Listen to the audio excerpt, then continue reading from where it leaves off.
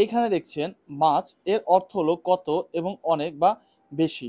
তো বেশি বোঝাতে আমরা মাছ ব্যবহার করি, কিন্তু মাছ এর সাথে সবসময় আনকাউন্টেবল হয়। আর আনকাউন্টেবল মানে হলো যেগুলো গণনা করা যায় না।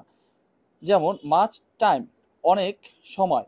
তো টাইম এটা গণনা করা যায় না, তার কারণে আমরা টাইম এর সাথে মাছ ব্যবহার করেছি। তো এই ছকটা যদি আপনি কয়েকবার পড়েন তাহলে মাছ এর ব্যবহার এবং এর সাথে যে আনকাউন্টেবল হয় সেটা আপনি খুব সহজেই ধরতে পারবেন।